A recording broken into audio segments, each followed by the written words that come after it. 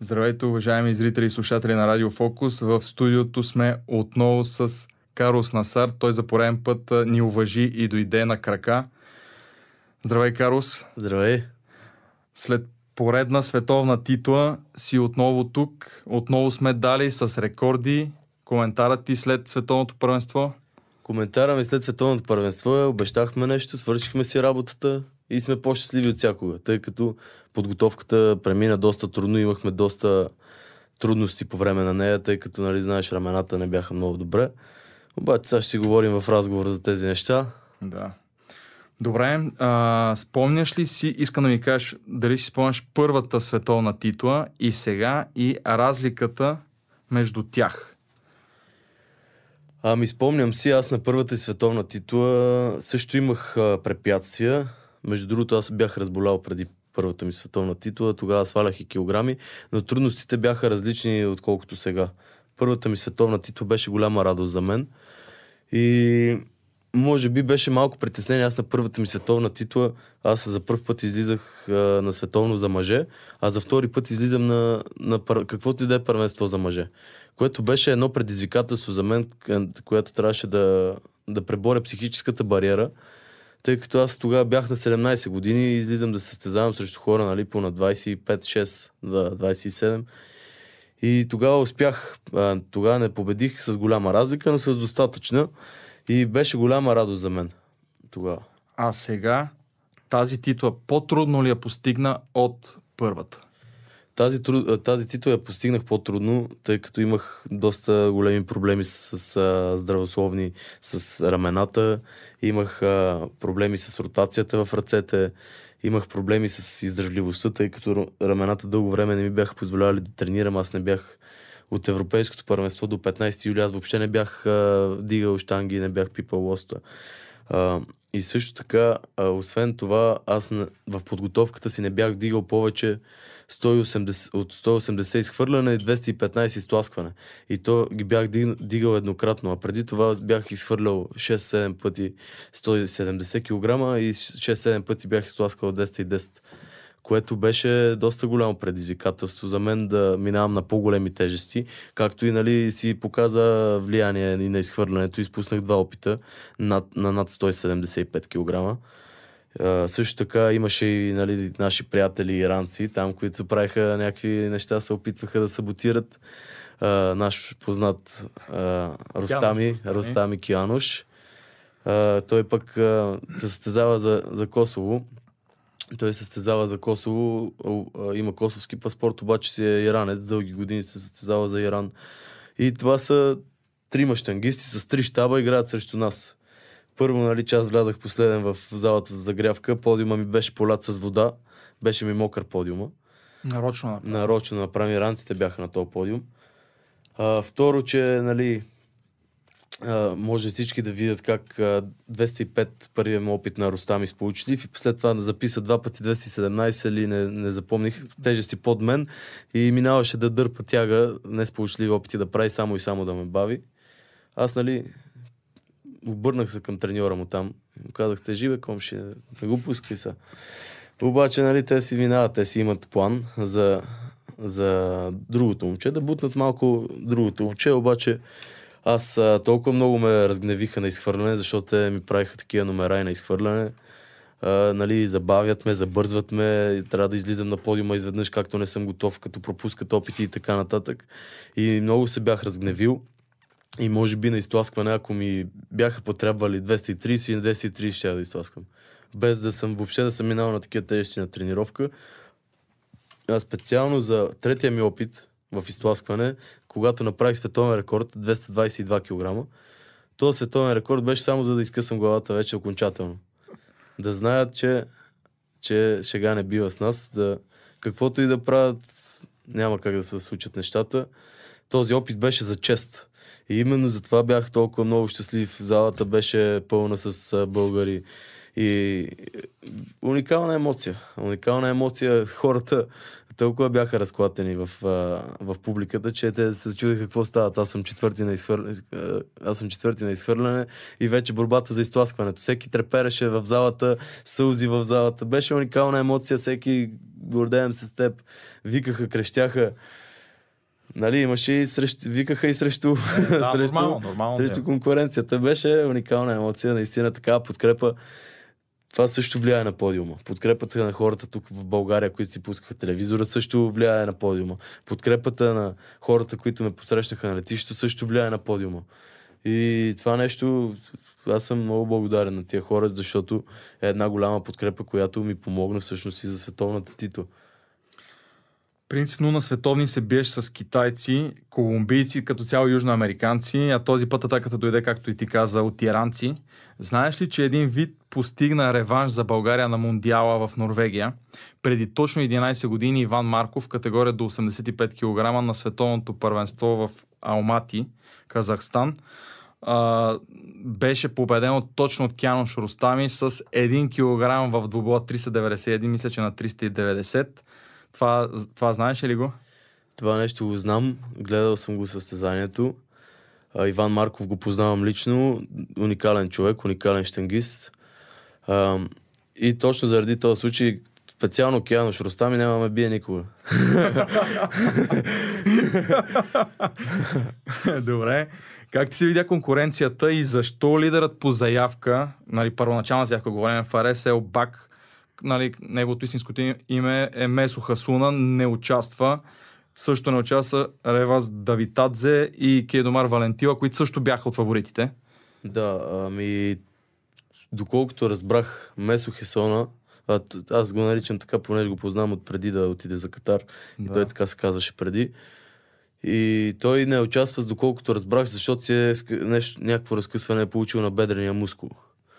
Венецуела бяха изтеглили целият отбор. Имаше едно момче от Еквадор, което даваше големи заявки, даже даваше интервюта, че ще ме победи на това състезание. Той мина в Б група, защото той откровенно, даже аз го видях там, каза, че се притеснява. Това му беше първото състезание на момчето. Това ли е този, който завърши трети в крайна сметка? Не, това е колумбиец. Колумбиец, да. Това момче не успя да направи добър двубой. Той дойде при мен и сподели, че на него това му е първото първенство на мъже, световно първенство, и е бил притеснен доста. Дори си направихме снимка, видяме в едно кафене. Дойде при мен, нали, говорихме си, направи снимка с мен и аз, нали, гледам, че защото ме тагва на снимката и гледам той ми беше писал 2021 година, превел на български, че как ми се възхищава, как така, жестоко. И сега състезава срещу мен. Уникална емоция, доколкото до китайците. Китайците, докато течеше световното първенство, те имат вътрешно първенство. От което това вътрешно първенство, забравих точно, национална лига, не знам как се нарича, от това и се определят бюджетите на отборите за годината, което и идва много по-важно от световното първенство. И за това бяха се изпратили втория отбор. И много скоро трябва да очакваме конкуренцията да дойде и оттам. Като дойде и Месо Хесона, като дойде и Давитадзе, като дойде и Валентила. Венецуелеца, да. И се очертава една много силна категория. Дори бих казал, че това ще бъде най-силната категория. Може би единствената конкурент на тази е 110 категория, като видяхме сега на световното първенство имаше опит на 245 кг до 110. Така че в момента световните щанги са много силни във всички категории и много трудно, все по-трудно ще става да се взимат медали, а пък за Олимпийските игри трябва много здрава работа. Ти си казал, че на всеки голям форум се случва нещо с теб и имаш неразположение преди голямо състезание. На мен си ми го казал това. Да. Сега случи ли се това, защото, да ти кажа нещо, по време на състезанието ние с колегата бяхме на работа и те гледахме и той ми вика, виждам го, Карлос, някакси блед ми се струва на първото движение. Да, бях безводнен. Причината беше, че не ми допадна храната там. И не се храних добре предните дни. Смисъл, това се случи и в Молдова, си спомням. И в Молдова се случи, даже с повръщане беше. Да. И аз отново бях най-лекия от цялата категория. Аз бях 91 кг и 200. 3 кг по-долу. 3 кг отдолу. Ако ги кача тия 3 кг, ще стане страшно. То сега стана, па представям си тогава. Иначе не, аз си бях отишъл колкото си трябва, просто ги свалих там вече, като намалиш храната. Да, там си ги свалих на место. Даже в подготовка ги бях и надвишил. Това ще те питам, колко килограма тръгна нататък? Тръгнах 95 кг, даже имах да свалям 1 кг. И те пък почнахме да сваляме, не мога да спрем да свалям. Но истината е, че това нещо не ни повлия чак толкова, защото на мен, аз си правя постоянно изследвания, знаеш, и физически, и хормонални изследвания, кръвни изследвания, всякакъв вид изследвания, надишане, процеса на възстановяване, как върви, всичко следим максимално, каквото е нужно го правим. И аз, може би, макар и да съм 91 и 200, аз имам най-много активно тегло от цялата категория. Най-много активно. Аз през подготовката бях свалил около 6% мазнини. Значи говорим изследванията в началото на подготовката и изследванията в края на подготовката. Аз съм свалил около 6% мазнини, докато съм качил 4 кг мускулна маса. Това се случва в един и същ процес. В смисъл, където казват някой, нали, примерно някой казва, че не може да сваляш мазнини и да качаш мускулна маса.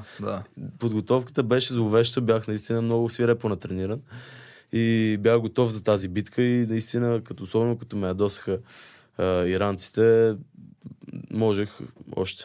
А на какво се дължат тези два първи опита, които бяха неуспешни? Според тебе, в смисъл ти на какво го даде? Двата първи опита, първо, че те ни забавиха в началото. Нали? Те, между другото, те не можаха и да си изпълнат плана съвършено. Не можаха точно като хората да си го направят, защото той път техния, където го гласяха да става първи, той взе да изпуска. Той започна да изпуска преди мен, което ги разклати много. Аз ги гледам, те се въртат, целият отбор се концентрира върху него. Видяха, че той няма да може да ме бие, почнаха да натиска това другия, той пък му тръгна изхвърлянето. Това беше деня на живота му, на него. Както му тежеше щангата, се изхвърли 182 кг. И ние докато, нали, първо ме изкарват на подиум, аз не очаквам въобще да излизам и ме извикват името, че трябва да излизам. Излизам в бързината, дигам щангата. Първи опит беше безупречен. После пък ме забавят, аз седа, чакам, аз съм готов, пък стоя, чакам. И в самата загрявка аз допускам една грешка, която просто не беше забелязана и тя не ми направи проблем на 173, но на тези тежести, които не съм ги изхвърлял толкова често, на 178, на 182, дава смисъл, си казва думата, особено изхвърлянето, знаеш, че тук е 70% техника. И както видяхме, щангата на мен ми лети нагоре, а пък пада. Първия път ми падна отзад, втория път, понеже аз се притеснявах да не ми падне отзад, викам сега пак да не падне отзад, ще бутна по-напред. Много напред я бутнах, ми остана само на ръцете. Падна отпред.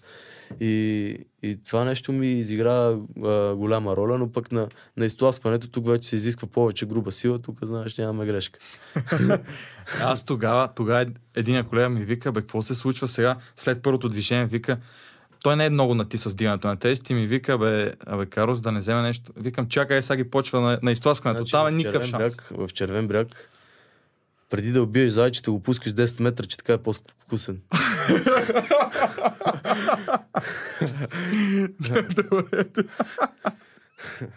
Добре, колко можеше да дигнеш според те в изтласкването още? Като миналата година мисля, че дигна 228 на 96 кг, нали така? На 96 на по-тежка категория. Така, нашия президент каза, че на по-лека съм ги видел дигнал. Не. Той обърка се. Така. И така. Мисълта ми е, можеш ли да дигнеш 230, примерно да си направиш личен рекорд на голямо състезание? Значи, честно да ви кажа, ние сега можем само да предполагаме, тъй като аз не съм ги вдигал сега в подготовката си въобще тия тежести. Моите показатели, сравнение с европейското първенство, бяха по-ниски, честно казано. Макар, че 229 специално за мен не са проблем. Просто тогава на европейското първенство можех да дигна много повече. Те 229 не усещах щанга в ръцете там, на този опит. Докато тук, примерно на повечето ми упражнения, резултатите ми бяха по-слаби. Бяха и на тяга, на клек, на бутане за рамо. На всичките движения показателите ми бяха по-слаби, резултатите ми бяха по-слаби. Прекалено много време трябваше да отделим на рамото, за да мога да изпълнявам движенията. Наистина. И моето рамо вече тук е прекалено опасно, защото тук имам скъсано лабрум, рамото излиза от мястото си и всяка грешка на голяма тежест плащам цена за нея. И просто наистина беше много прецизна работата и в крайна сметка справихме се, но можем само да предполагаме. Нямах достатъчно време за подготовка. Надявам се от тук нататък, нали, да имам повече време за подготовка и наистина можем да разгърнем потенциала си много повече.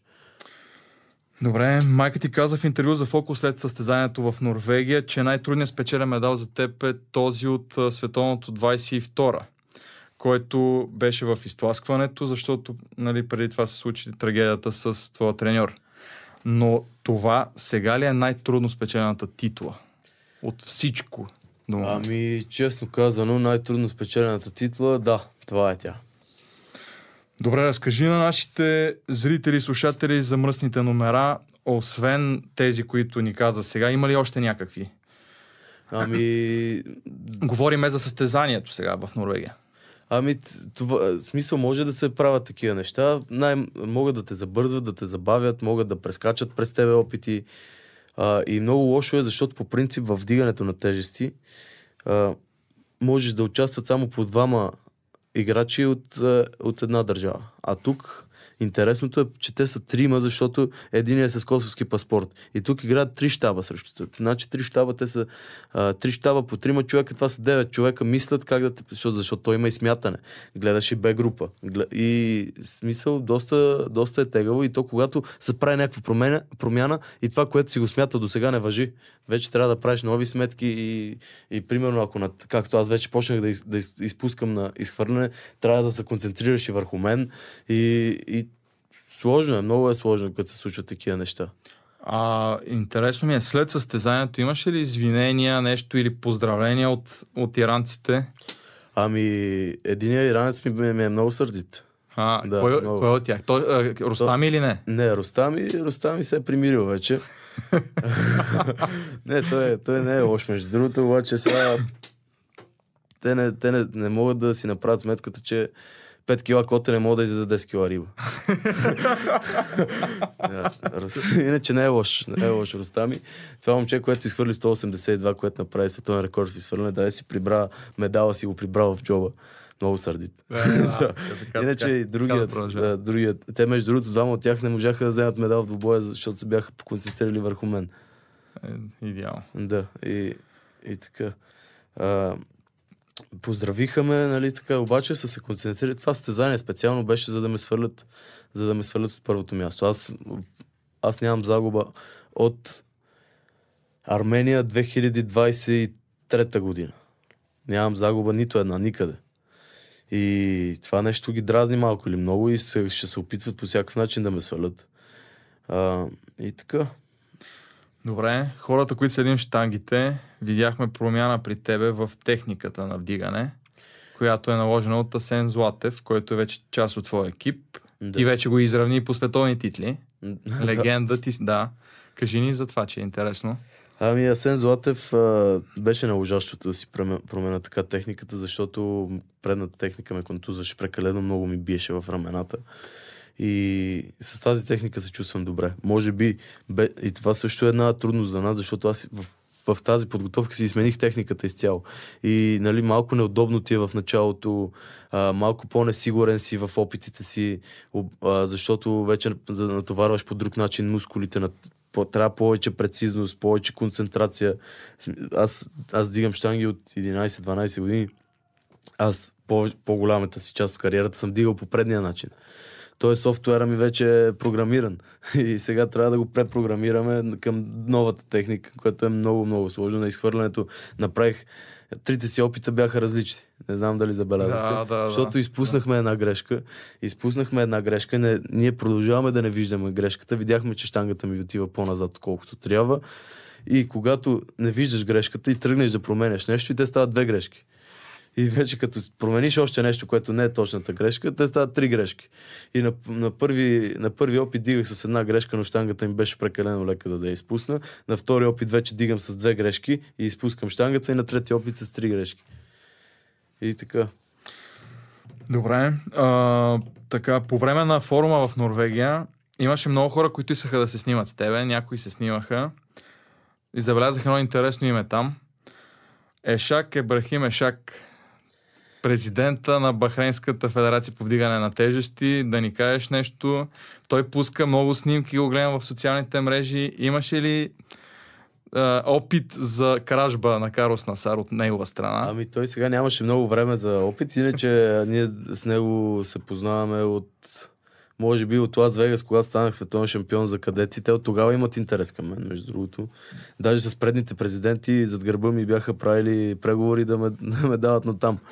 Без да знам, нали, аз ги разбирам в последствие. Той идва, нали, Карлос, ние говорихме тук с твоите хора, аз не знам за какво стана въпрос. И така, много ме харесва, много ме иска. Имам оферта и оттам, имам, нали... И от Саудитска Аравия, мисля, и от Катар. Да, като цяло аз където и да отида няма да бъда върнат, обаче това са държавите, които дават най-така големи средства за спорт. И много голямо желание имат от тяхна страна да бъда при тях. Да, дори когато световното първенство беше в Бахрейн, нищо, че не съм техен. Цялото световно първенство, аз навсякъде бях... Нямаше човек, който да не знаеше там за Карлос Насар. И бях на пиедестал, бях на билборди големи, колкото сгради, дори върху сгради дигитални. Моето лице с рекламата на световното първенство. И така, доста голямо уважение ми е показал винаги. Но няма как да те изкушат, нали така? Няма как да ме изкушат, макар че виждаш с нашата федерация какво се случва. Надявам се да не ми бъдат спрени правата да вдигам щанги. И така, нашата федерация е много, много тежко положението. С Стефан Ботев не може да стигнем до споразумение. И аз и нямам намерение, пък и докато той е президент над нашата федерация, щанги няма да вият бели дни. Наистина той не може да създаде правилен процес на работа, правилен процес на подготовка за щангистите и не може и също така да подсигури средства за тях. Защото в крайна сметка ние имаме една глоба от 1 милион, която вече от колко време той не може да я плати. Ами, нали, с цялото ми извинение, има ресторанти, които правят месечен оборот повече от 1 милион. Това нещо е несериозно. И той не може да бъде ръководител на тази федерацията. Първо, че няма желанието федерацията да расте и няма визията. Второ, че той и да има желанието, той няма възможността. Той не може да го направи. И, нали, по хиляди ред причини. Надявам се поне да не ми спира правата. Не искам да ми помага, не искам но поне не искам да ми пречи. Точно това ще да ми бъде следващия въпрос за конфликта в федерацията. Какво се случва с твоя договор? Той и той в предните дни в интервюта ти коментираш, че с него, в смисъл, не разбрахме ние комуникацията. Той казва, че ти искаш да си... че той иска да си част от федерацията и да имаш договор, ти казваш, че същевременно няма такова нещо. Така, представям ви нещата така както са в действителност, защото той казва една част от нещата и, нали, в неправилната последователност. Нали. Той ми дава договор, кога се случи абсурден договор ми предоставя с абсурдни правила в него, с нали, кауза в него, че аз нямам право да си претендирам за парите си, ако не си получа заплатата, където нали, той е работодател ми бил на мене, пък това го няма при нито един работодател. И в крайна сметка и парите не са това, което трябва да бъдат за тези условия. И аз му казах, при такива условия аз няма да подпиша договор. Задрасках нещата, които трябва да се задраскат задължително, защото в крайна сметка аз ако си вода подготовките така както си ги водя, аз накрая ще дължа и пари на всичкото отгоре. И задрасках с химикал, каквото трябваше да се задраска и казах, прегледай го това нещо, помисли и аз съм отворен да го обсъдим. Той се беше примирил, че договор с мене няма да подписва. 5 месеца аз не бях потърсен. Не знам поради каква причина преди световното първенство беше проявил инициативата да подписваме договор, обаче аз съм в подготовка, след една седмица заминавам за световно първенство, няма как да се занимавам с това нещо. И отидох среща на 4 очи. Казвам, този договор ще го прегледам, който си ми го дал. Той ми дава с задрасканите неща, ще го прегледам, ще го дам на екипа ми и от тук нататък за нашите отношения с моя договор с Федерацията по щанги, ще искам да комуникираш с моя менеджер, тъй като аз в момента искам да мисля само за подготовката си и когато и да е било, аз трябва да мисля само за подготовката си. Той се казва Николай Жейнов, това е неговия телефонен номер. Мога ли да разчитам на теб, че ще му се обадиш? Той каза, ще му се обадя тези дни. Не му се обадил все още и в последствие, нали, и други неща се случваха, намесва моето име до други имена, опитва се да ме въвлече в интриги, показва ми се някакъв натиск, обаче аз, докато той е в федерацията, аз договор няма да подпиша с Българска федерация по вдигане на тежести, каквото ще да правя, ако иска да ми спре и правата. Но в крайна сметка аз ви гарантирам, че този човек не може да помогне с нищо на българските щанги и докато е на тази позиция, докато и въобще има думата в Българска федерация вдигане на тежести, щангите ще вървят само надолу. Какво е решението за тебе? Нов управителен съвет и ново... Или в смисъл как ще продължат нещата? По същия начин, както до сега, или? С Федерацията по щанги? Да. Аз не искам да имам никакъв контакт с Федерацията по щанги, докато този човек не се махне. Ако има желание да ме пуска на световни европейски първенства, което ще помогне и на неговия бюджет, нали, на Федерацията за до година, аз нямам нищо напротив да си продължавам подготовката, както е била до сега. Ако реши вече да ми спира правата, ще трябва да седна и да помисля какво да правя с спортната си кариера.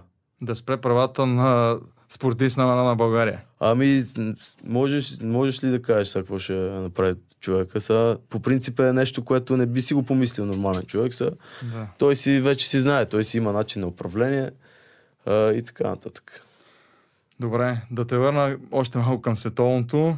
В Норвегия получи голяма подкрепа от друга легенда в твоя спорт, Пирос Димас, трикратен олимпийски шампион. Кажи, той даже мисля, че и те награди. Да, той е трикратен олимпийски шампион и ме награди и също така има и бронзов медал. Да. 3 златни и 1 бронзов медал от олимпиади. Уникален човек, цяла Гърция. Мисля, че дори е бил и политик в Гърция, направил е добри неща. В Гърция, като чуят за него, хората го обожават. И наистина е успял да се съхрани през всички тези години, да запази доброто в себе си и е уникален човек като личност. Голям шампион, от който можеш само да му се възхищаваш и да следваш пътя му, защото той е имал своя път, минал през своите трудности и се е справил. И в момента е треньор на САЩ. И като цяло е човек достоен за уважение. И така доста пъти, когато ходя по състезания, винаги си комуникирам с него, винаги гледам каквото мога да науча от него и така нататък, нали, той също ме харесва доста. И това са хора просто на светлинни години в спорта, които можеш само да стоиш и да слушаш с интерес всяка една история, която разправя, всеки един урок, който казва всяка една дума, която казва, този човек те зарежда, като си говориш с него и уникално. Какво ти каза след титлата? Той преди титлата ми каза нещо. Какво? Като станах четвърти на изхвърляне. Той дойде отзад.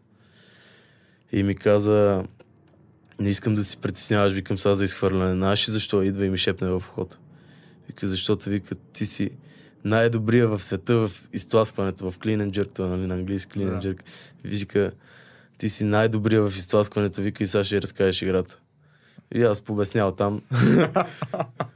Чакам с нетърпение опитите. Да, жестоко, наистина това състезание беше уникално. Супер. Добре, продължаваме с връщането ти у нас. Беше посрещнат като герой на червен килим с гайди, дечица, фенове, семейство. Кажи ни как се почувства след такова посрещане? Почувствах се уникално. Всички тия хора ми показаха такова уважение, че и такава обич, така топла емоция ми дадоха, че аз обърнах на всеки един внимание. Снимах се с всеки един и подписвах тениски. Аз не усетих времето как мина, честно го казвам. Бях пътувал 6 часа, бях по летища, работи. Бях изморен от световното първенство, аз само като ги видях и се заредих отново. Бях по къс ръкав, то беше студено тогава. Аз не усетих нито студ, нито глад, нито нищо. Просто много приятна обстановка ми създадоха, много приятно посрещане и съм и благодарен. Така, добре е да продължим с нещо друго извън щангите. Любимият ти ЦСКА. Христо Янев поет има и доста добри резултати. Сега верно, равенства с Локомотив София на Лудогорец Хикс. Победа над Септември 4-0 в контрола. Как виждаш ти новия треньор? Ами аз не съм достатъчно компетентен да давам в футбола, говоря, да давам мнение за треньор, за състезатели. Добре, за тима като цяло, сега как се вижда? По-добре ли? От преди няколко месеца е по-добре, върви по-добре и те първо ще върви по-добре, защото вярвам, че хората, които са се заели с задачата, истински го правят с желание, истински обичат футбола и ЦСКА. И ЦСКА се надявам някой ден да е отново това, което може да бъде, защото те наистина могат, само заради самия дух. Публиката през цялото време, докато се случваха гадни неща, там подкрепят. Това е духа на ЦСКА. И те те подкрепиха и на летището. Те бяха и на летището там. Уникално пяха за българин да се наричам първа радост за мен. Уникален дух и притежават и просто се надявам да намерят пътят към успеха, защото те могат много и вярвам, че дори да се случват бавно нещата, ще се случат. Следващия ви матч на ЦСКА говоря, гостуване на Добруджа. Какво очакваш там да се случи като фен? За ЦСКА очаквам нищо по-малко от победа. Добре, наближава 8 ноември, дербито с Левски. Ти каза и преди си ни каза в студиото на Фокус, че ще намалиш състезанията. Сега вече смисъл и ще участваш само на основните. Основните са ти европейско и световно, примерно тази година. Значи ли това, че Карлос Насар ще го видим на вечното дърби? Ами, надявам се да успея да отида, тъй като аз намалих състезанията, обаче пък сега имам други ангажименти, създадеха ми са някои неприятности, че не искам да подписвам договор и всичко това нещо трябва да се нареди.